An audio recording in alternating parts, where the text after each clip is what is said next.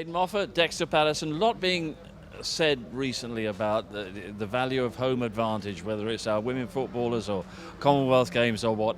What is the value of racing here at Knockhill for you? It's, we've been here once or twice, so we know the track pretty well now, and it's knowing how quick the track dries is useful for today. It's the track seems to dry a lot quicker than it used to before, and there's little things like that always gives you a bit of inside knowledge. Spending a lot of time here, there's kind of your curbs, your wet lines, and the most important thing is the home support from the fantastic crowds we get up here at Knockhill. It's one of those things that doesn't necessarily make you quicker, but it's that feel-good factor, and when you're in a good place you tend to drive well, so it's one of the most special parts for us is coming to Knockhill, and Dexter's going to get that experience this Sunday. Yeah, how much have you been looking forward to the whole season, I'm sure, but Knockhill in particular? I just enjoy the drive up. It's only 40 minutes away. It's much easier. I don't have to drive all the way down south. But no, I'm looking forward to it. It's my first ever time racing around here. Is it? I didn't realise. No, so most of the racing I've done in cars has been sort of in Europe. So this is the first time here. So it's all new to me as well. So how many laps have you done around here, or is it just free practice and so on? We done the test at the start of the year in the touring car, and then a couple of days in a little mini, so not really that much. So I think there's quite a lot of learning to do anyway. What do you make of the Knockhill circuit, and what do you anticipate from Knockhill in racing terms? I think it's just non-stop.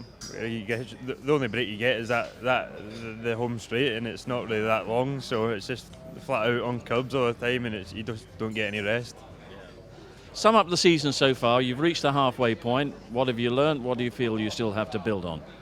Yeah, I've been enjoying it first and foremost. It's just been getting stuck in the racing and just sort of learning that type of racing. It's sort of going back to like a karting sort of driving style for me.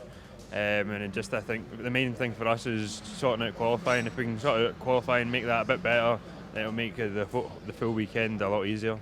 And Aiden, from a team point of view, I mean, it's obviously tough moving on from Ash Sutton and everything that surrounded him, but how is the rebuilding process going? I think it's been a disappointing first half of the season, to be honest. With the new changes, the new engine configuration, we had a lot of parts that showed up very late. As a result of that, we had no pre-season testing at all, and the cars handle very different.